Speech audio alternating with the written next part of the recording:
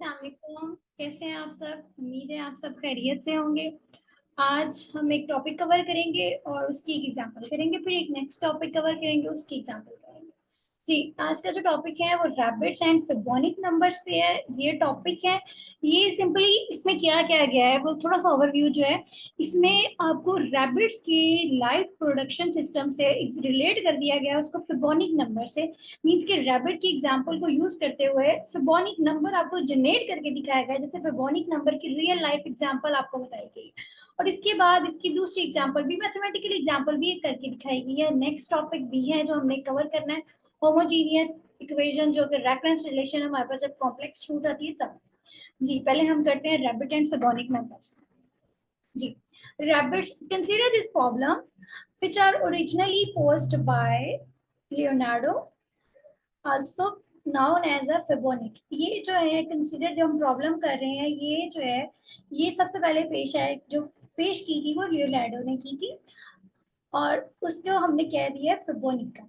In the 13th century में a young pair of rabbits, कि अब वो उसकी जो प्रॉब्लम थी या जो उसने सोचा था वो क्या था कि एक यंग पेयर है रैबिट्स का, वन ऑफ ईच सेक्स के, दोनों जेंडर के एक एक मौजूद है, मेल भी है फीमेल भी है। पेयर जो है वो मेल और फीमेल को बना के बनाना, ठीक है। यहाँ पे ये चीज जो है ना, ये चीज इस सब के लिखने की नहीं की है कि पेयर की अंडरस्टैंडिंग हो जाए। जो पेयर है ना वो किस चीज पे कंसिस्ट करे, वो मेल और फीमेल दोनों पे कंसिस्ट कर रहा है। Is placed on an island, इन दोनों को प्लेस कर दिया गया एक आइसलैंड के ऊपर, एक पेयर को, ठीक है। A pair of rabbit does not breed until they are 2 months old. जो रैबिट्स का पेयर है वो तब तक अपनी ब्रीड को स्टार्ट नहीं करेगा जब तक वो 2 month का नहीं हो जाएगा। मीन्स कि उनके जो बच्चे होंगे वो तब होंगे जब वो 2 month के हो जाएंगे। Each pair of rabbit produce another pair each month as show. जब वो एक बार स्टार्ट 2 मंथ के बाद वो हर मंथ में मतलब देते जाएंगे बेबीज, ठीक है। तो इस तरह से वो नया पेयर करते जाएंगे प्रोड्यूस हर मंथ के बाद। लेकिन जो स्टार्टिंग होगी जब वो 2 मंथ का होगा उसके बाद वो फर्स्ट पेयर देगा, फिर नेक्स्ट मंथ हर मंथ वो इसी तरह से ये सिस्टम कंटिन्यू। अब यहाँ पर नीचे डायग्राम के जरिए शो करके बता दिया गया किस तरह से ये प्रोडक्शन जो सिस्टम है वो स्टार्ट होता है। यहाँ पर जो हमारे रिप्रोड्यूस पेयर हैं ये वो हैं, और यहाँ पर यंग पेयर है जो कि काम कर रहा है।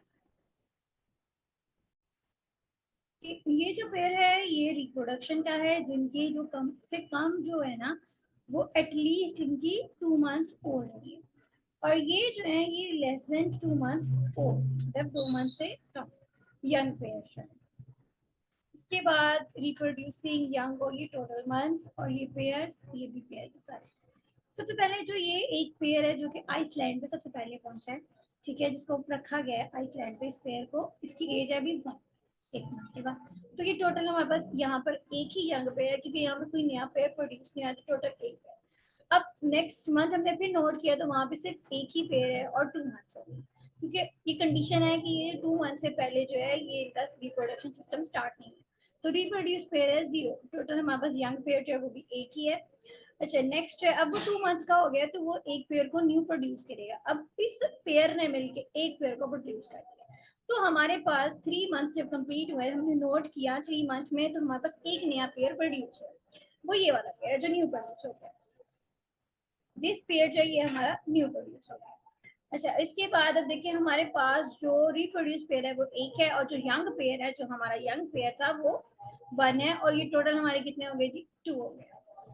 इसके बाद देखिए अब नेक्स्ट मंथ, क्योंकि उन्होंने कहा ईच मंथ जो है इनका पेयर सिस्टम चल रहा है। अब नेक्स्ट मंथ उस पेयर ने जो कि पहले से प्रोड्यूस, जिसने ये वाला पेयर प्रोड्यूस किया, उसने एक और पेयर प्रोड्यूस कर दिया, और ये एक हमारे पास जो ये पेयर है इसको हम अगर यहाँ पे ले आते हैं, ये और ये दोनों लास्ट पेयर्स मिल गए, और फिर जो पुराने वाला पेयर है उसने एक प्रोड्यूस किया। क्यों? क्योंकि जो ये वाला पेयर है ना ये अभी 2 months कंप्लीट नहीं हुआ, ये 2 months जब कंप्लीट हो जाएगा उसके बाद ये पूरी प्रोडक्शन का सिस्टम स्टार्ट करेगा। तो 4 मंथ के अंदर हमारे पास एक रिप्रोड्यूस हुआ न्यू पेयर, और हमारे पास दो जो है वो यंग पेयर जो पिछले वाले जो बड़े हो चुके हैं, तो टोटल हमारे पास 3 पेयर हो गए। अब अगले अगले मंथ फिर, अब ये जो पेयर है ये भी 2 साल का कंप्लीट हो गया, अभी तीसरा साल इसका, तीसरा मंथ सॉरी, ये 2 मंथ कंप्लीट हो गया, अभी तीसरा मंथ इसका स्टार्ट हो गया, तो इसका भी रिप्रोडक्शन सिस्टम स्टार्ट हो जाएगा। तो ये दोनों हमारे जो ये पेयर और तीसरा जो ये हमारा ये पेयर आया, अब ये भी यहाँ पे इंक्लूड हो गया। अब ये दोनों जो पेयर है, अब इन दोनों का प्रोडक्शन सिस्टम स्टार्ट हो गया, तो दोनों के लिए दोनों ने पेयर पेयर प्रोड्यूस कर दिया। तो टोटल हमारे पास 5 मंथ में 2 पेयर प्रोड्यूस होंगे और 3 हमारे पास यंग है, और टोटल हो गया जी 5। अब अगले मंथ में देखें, अगले मंथ में जो ये पेयर है ये भी बड़ा हो जाएगा, तो ये 2 पेयर जो ये दोनों बड़े हो गए हैं, इसके साथ मतलब टोटल हमारे 3 पेयर हो गए जो अब प्रोड्यूस सिस्टम को चलाएंगे, और ये जो 2 पेयर है ये भी नहीं चलाएंगे। तो ये दोनों ऐसे ही, तो ये तीनों पेयर्स मिलके जो है आगे 3 पेयर और प्रोड्यूस करते हैं। तो 6 मंथ में हमारे पास टोटल 3 यंग जो न्यू प्रोड्यूस हुए हैं, और 5 जो है वो यंग है, और टोटल 8। ये जो है अब आगे इसको फर्दर एक्सप्लेन करते हैं। Find a reference relation. हमने एक रेफरेंस रिलेशन फाइंड करनी है for the number of pairs of rabbit, जिसमें number of pairs of rabbits होंगे on island after n months के बाद। ठीक हो गया। Assuming no pair no rabbits ever die, जो है कोई भी रैबिट अभी तक यहाँ से उसकी डेथ नहीं हुई, ये भी अज्यूम करना है, क्योंकि अगर डेथ वाला सिस्टम आ जाता है तो ये हमारी जो है क्वांटिटी कम हो जाएगी। अच्छा जी, लेट एफ ऑफ एन जो है वो शो कर रहा है, show the number of rabbits after n months के बाद जो हमने नंबर ऑफ रैबिट्स शो करने हैं, we will observe that for n is equal to 1, हम ऑब्जर्व करेंगे n इज इक्वल टू 1 के लिए। उसके बाद 1 2 3 सो 1 अप टू हम करते जाएंगे ऑब्जर्व। ठीक है, are the term of the Fibonacci sequence. The rabbit population of Iceland can be modeled by using a recurrence relation। जो रैबिट की पॉपुलेशन होगी उस आइसलैंड के ऊपर, उसको हम अगर मॉडल के तौर पे बनाते हैं तो उसके लिए हमें एक रेफरेंस रिलेशन यूज करना पड़ेगा। अब वो क्या होगा, eight the end of the first month के एंड के ऊपर the number of pair of rabbit F of 1 is equal है 1। तो पेयर ऑफ रैबिट जो है वो 1 ही होगा, क्यों, क्योंकि 1 मंथ में उनका सिस्टम नहीं स्टार्ट होगा। Also at the end of the second month, अब अगर हम दूसरे मंथ के एंड पे देखते हैं तो पेयर ऑफ रैबिट्स जो है वो भी 1 ही है, because of no breeding during first 2 months, क्योंकि फर्स्ट 2 मंथ्स में कोई भी आगे रिप्रोडक्शन सिस्टम स्टार्ट नहीं है। To find the number of pairs at the end of nth month, जब हमने nth मंथ के एंड पे नंबर ऑफ पेयर्स काउंट करने हैं तो उसका जनरल फॉर्मूला क्या होगा, F of N just add the number of pairs at the end of the previous month. हमने क्या किया है, जो प्रीवियस मंथ के एंड वाले नंबर है उनमें ऐड कर दिया F of n minus 1। The number of new born pairs equal n minus 2, कि ये जो हमारे प्रीवियस मंथ है वो n माइनस 1 है, और जो न्यू बॉर्न आते हैं पेयर्स वो n माइनस 2 है, because each new born pair come form a pair at least 2 month और, कि कोई भी न्यू बॉर्न पेयर कब आएगा, जब जो पुराना पेयर है वो कम से कम 2 मंथ ओल्ड हो जाएगा। Consequently, अगर हम इसको कंटिन्यू करते हैं, the sequence f of n satisfy the recurrence relation, तो f of n जो सीक्वेंस बना रही है recurrence relation में वो क्या बन रही है, f of n minus 1 plus f of n minus 2 means के f of n जो उससे f of n से पिछली टर्म और उससे दूसरी पिछली टर्म, इन दोनों को ऐड करके जो हमारा बनेगा वो हमारी फिबोनिक होगी with the initial condition. Initial condition इसके ऊपर क्या है, फिबोनिक पे f of 1 और 2 जो है ये 1 1 होंगे, क्यों, क्योंकि रैबिट सिस्टम है। रैबिट सिस्टम से फिबोनिक को बिल्कुल रिलेट करके आपको इजीली समझा दिया गया है कि फिबोनिक में हमने फर्स्ट 2 टर्म 1 क्यों लेनी। Note है that the Fibonic sequence of numbers of a sequence whose first 2 terms are 1 1 and the next term are obtained by adding the consecutive 2 terms। जो next term होगी उसको हम obtain करेंगे किस तरह, जब हम 2 consecutive terms को add करते हैं।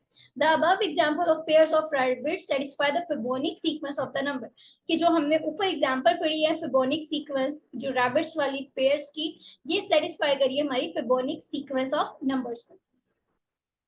जी, अब इसी फिबोनिक सीक्वेंस की एग्जांपल है, एग्जांपल नंबर 7 है, find an explicit formula of the Fibonacci sequence. अब जो फिबोनिक सीक्वेंस या फिबोनिक नंबर्स है ना, इनका आपने एक्सप्लिसिट फॉर्मूला फाइंड करना है। एक होता है इम्प्लिसिट, एक होता है एक्सप्लिसिट। जो इम्प्लिसिट और एक्सप्लिसिट है ये भी आपने शायद पहले पढ़े होंगे, फिर मैं थोड़ी सी डिटेल बता देती हूँ कि हमारे पास इस तरह से जो फॉर्मूलाज लिखे होते हैं, लाइक आपके पास है y इज इक्वल है m of x plus c। अब इसमें आप x को सेपरेट कर सकते हैं और c को सेपरेट कर सकते हैं, ये आपके पास एक्सप्लिसिट है। इसी तरह अगर आपके पास y के पास हो जाएगी कि yx plus x over y plus y cube, मतलब आपके पास इस तरह से नंबर ऑफ टर्म्स आ जाएंगे कि उसमें जो y है ना वो सेपरेट ना किया जा सके। प्लस ब्रैकेट में आ जाएगी x ln y और ln x, इस तरह से टर्म्स आ गए काफी लंबी, जो इनको हम सेपरेट नहीं कर सकते होंगे। तो ये आपके पास जो होगा ये इम्प्लिसिट है,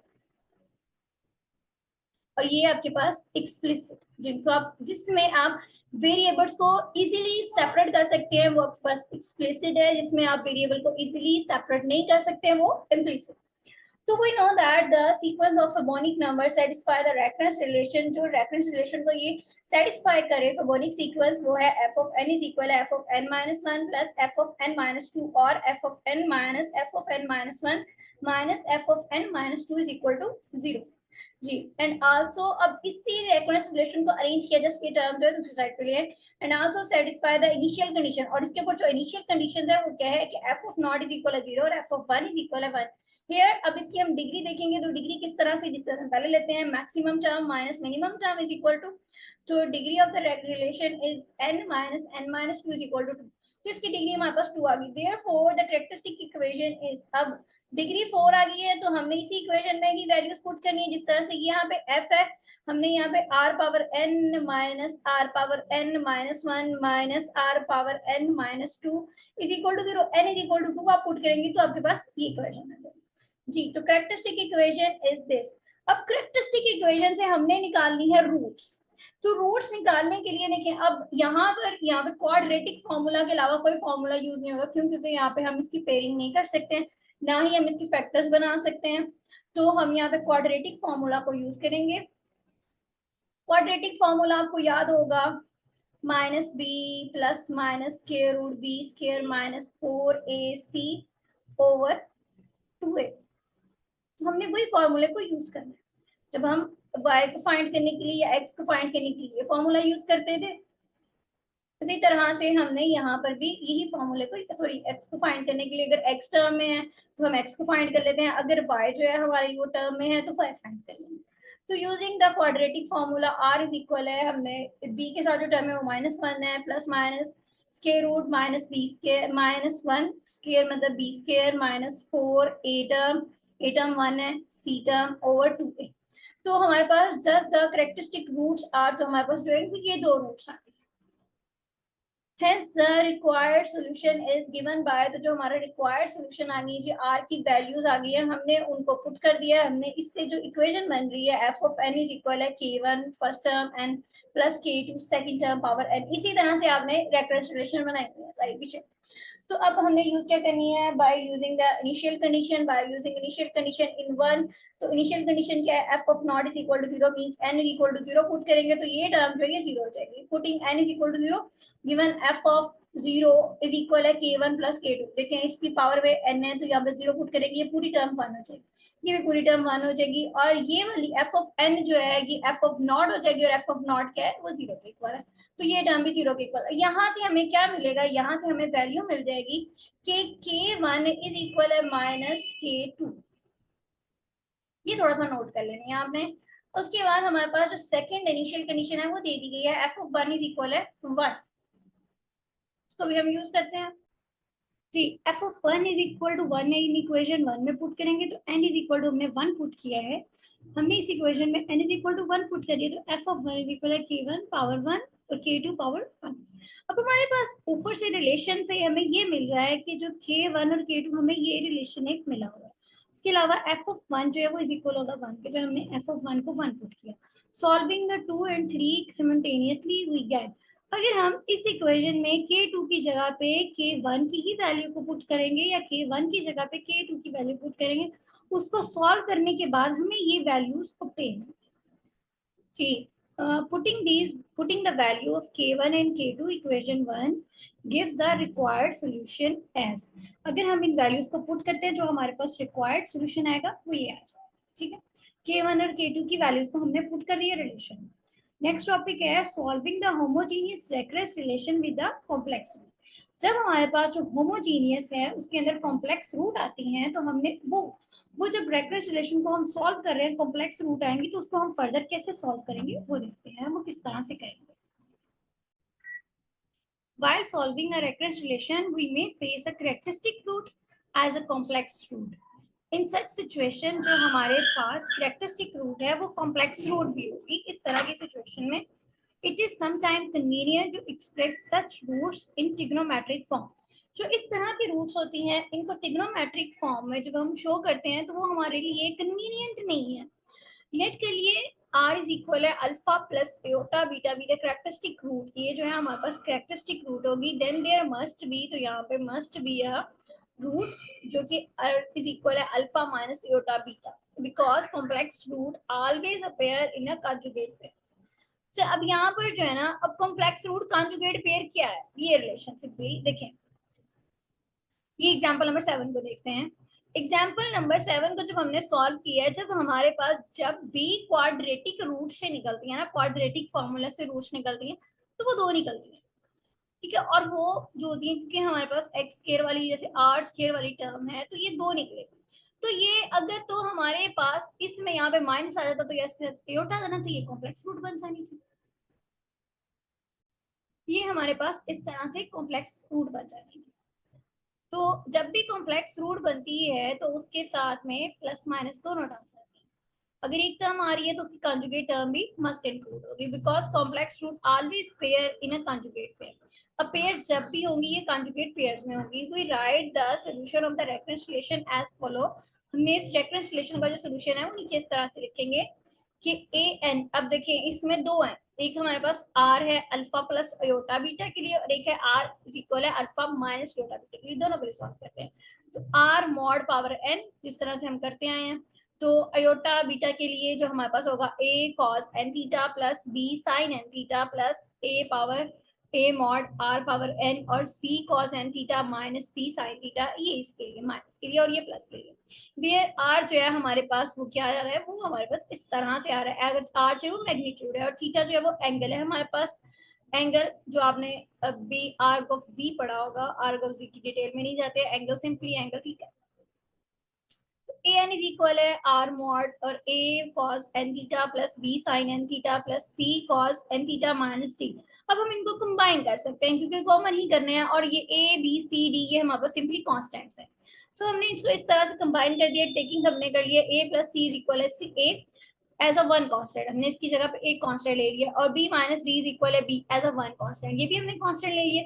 we can write the required solution as, हम रिक्वायर्ड सोल्यूशन को इस तरह से लिख सकते हैं A N is equal to this, see the example below. अब नीचे वाली जो एग्जाम्पल है हम उसको सॉल्व करते हैं फर्दर इसको अंडरस्टैंड करने के लिए। Example number 8, solving the recurrence relation A N is equal है to A N minus one minus two A N minus two, given that a naught is equal to 1 and a1 is equal to 0। हमारे पास इस reference relation पे दो initial conditions भी given है। Solution है given reference relation, जो reference relation दे दिया गया है वो है हमारे पास ए एन इज इक्वल है to A N minus one minus A N minus two. अब इसको सिंप्लीफाई करते हैं तो A N minus two A N minus one plus two A N minus two is equal to 0। तो here the degree of the relation is, अब जो इस relation की डिग्री बन रही है वो क्या बन रही है, n minus two is equal to 2।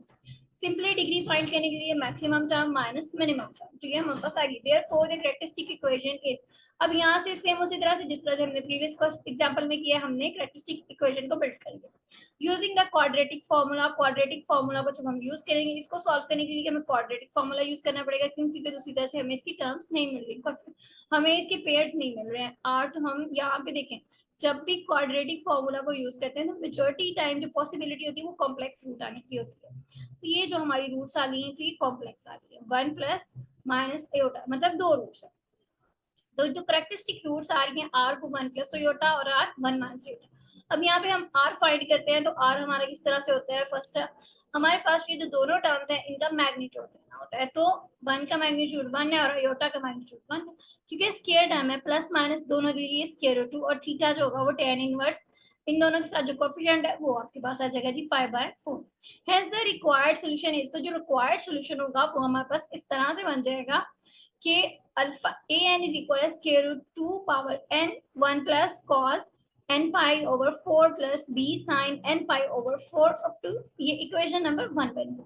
अब हमारे पास दो इनिशियल कंडीशन है, अब वो दोनों इनिशियल कंडीशन इंप्लीमेंट होंगी using the condition A not is equal to 1 और A one is equal to 0। We have in one we have, अब हम इसमें पुट करते हैं तो ए नॉट जब हम जीरो पुट करेंगे, N is equal to zero को पुट करते हैं, तो ये टर्म की पावर जीरो मीन्स ये भी जीरो हो जाएगा, और कॉस जीरो और साइन जीरो। साइन जीरो हमारे पास जीरो होता है, कॉस जीरो हमारे पास वन होता है। तो कॉस जीरो देखें, इसको सिंप्लीफाई करते हैं तो आपके पास ए नॉट क्या आ जाएगा, वन आ जाएगा। वन इज इक्वल टू ये भी टर्म आपकी वन होगी, और यहाँ से आपके पास जस्ट आएगा जी ए, क्योंकि कॉस जीरो है। अब कॉस जीरो जो होता है वो वन होता है, आपने साथ में यहाँ पे हिंट्स देने हैं। कॉस जीरो इज इक्वल होता है वन। ये जिस तरह से डायरेक्ट बुक में सॉल्व करिए, इस तरह से आपने सॉल्व नहीं करना है। साइन जीरो आपके पास जीरो होता है, तो इसलिए यहाँ से आपके पास इम्प्लीमेंटेशन के बाद ए इज इक्वल है वन। जी नेक्स्ट मूव करते हैं। नेक्स्ट हमारे पास दूसरी जो कंडीशन है, सेकेंड जो इनिशियल कंडीशन दे दी गई है वो क्या दे दी गई है, वो दे दी गई है ए वन इज इक्वल है zero. In equation one we have A one को जब हम वन पुट एन को वन पुट करेंगे तो ए वन हमारे पास आएगा, वो हमने इसको जीरो पुट करना है, is equal to G A one is equal है N is equal to one को पुट किया है, तो हमारे पास ये इस तरह से टर्म सेट हो जाएंगे। तो ये टर्म जो है ये आपके पास इज इक्वल टू जीरो, इसकी जगह हमने जीरो पुट कर दिया। Square root pi by four, cos pi by four जो होता है, कॉस 45 होता है, one over square root two होता है, साइन 45 भी हमारे पास one over square root two होता है। ये आप सिंपली कैलकुलेटर से भी निकाल सकते हैं, या कि वैसे भी आपने टेबल्स याद किए होंगे 9th-10th क्लासेस में, तो उनकी मदद से भी सॉल्व कर सकते हैं, या आप कैलकुलेटर से ले सकते हैं। तो इसको हम सिंप्लीफाई करेंगे तो a plus B is equal to zero. तो यहाँ से हमें आइडिया हो गया है कि वो a जो है वो इज इक्वल टू वन आ रहा है हमारे पास, तो हम यहाँ पे a की वैल्यू को जब वन पुट करेंगे तो हमारी b की वैल्यू आ जाएगी माइनस वन। तो a b दोनों की वैल्यूज ऑब्टेन हो गई हैं, दोनों की वैल्यूज को हम इक्वेशन नंबर वन में पुट करते हैं, क्योंकि ये दोनों हमारे कॉन्स्टेंट्स हैं। दोनों की वैल्यूज को पुट करने के बाद जो हमारे पास रिक्वायर्ड सोल्यूशन आएगा वो ये आएगा। जी अगर आपको अभी भी कोई भी प्रॉब्लम होगा किसी लेक्चर में, तो आप कमेंट सेक्शन में जरूर पूछिएगा। तब तक के लिए अल्लाह हाफिज।